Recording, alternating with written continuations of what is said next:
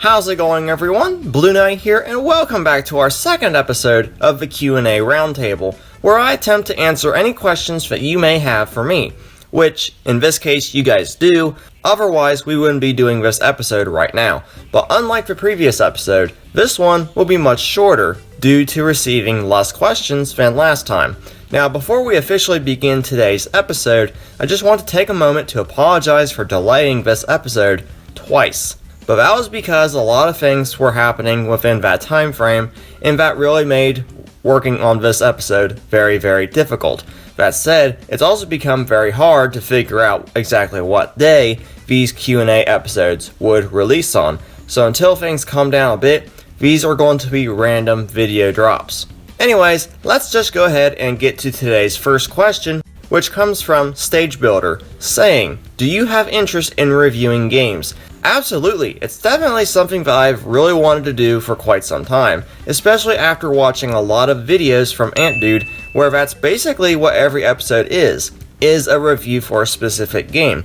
That's where I got inspiration for this idea in the first place. Now, I tried doing Spyro A Hero's Tale, and that unfortunately never got past the scripting phase, and haven't touched the idea since. But since I now have a Nintendo Switch, game reviews, especially new games, are much more of a possibility, as I still plan on reviewing Spyro Reignited, but I'm also wanting to review SpongeBob Rehydrated when it launches next month. So if I'm given the opportunity to review it early, I'm going to jump on it, but we'll have to wait and see how that goes.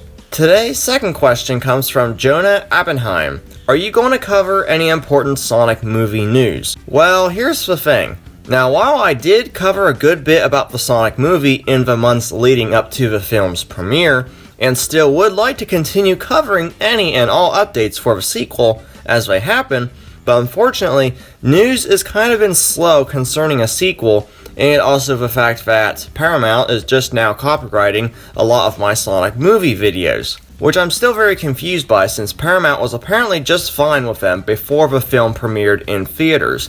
And from my understanding, the same is applying to videos pertaining to the upcoming SpongeBob movie.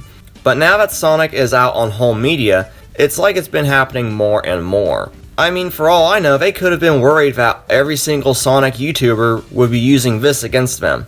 Eggman, I am going to save this planet, and I am going to free these aliens! No copyright law in the universe is going to stop me! In other words, I can't really afford to put in the time and effort of making those videos just to get copyrighted. Music videos are different. I mean, I still enjoy them as much as I do putting together the normal videos. Some of them do get copyrighted, and that's precisely why I stopped putting footage from the Ratchet & Clank movie into my Ratchet & Clank videos. It's just a very spotty area to get into, and why I never even reviewed the Sonic movie after watching it like 3 times already. It's that good. And the third and final question for today's episode comes from Spectre. Do you think Sega would ever release an open-world Sonic game? Well, as much as I would like to see an open-world Sonic game, where you can just speed around the world and do whatever you want outside of the stages, the likeliness of that happening, I don't think is all that likely. Especially considering that Sonic Team seems focused on more linear gameplay than anything else. I mean, 2006 sort of had an open world. That game, while having great sales, wasn't exactly received all that well. Then Sonic Boom Rise of Lyric tried the open world aspect, and that game also didn't get received well. Actually worse. So unless they get like a team of fans, like with Sonic Mania, to do something like that, I'm personally not seeing it happen. And yeah, that's going to pretty much be it for today's Q&A episode. Shorter than I expected it to be, but that's okay.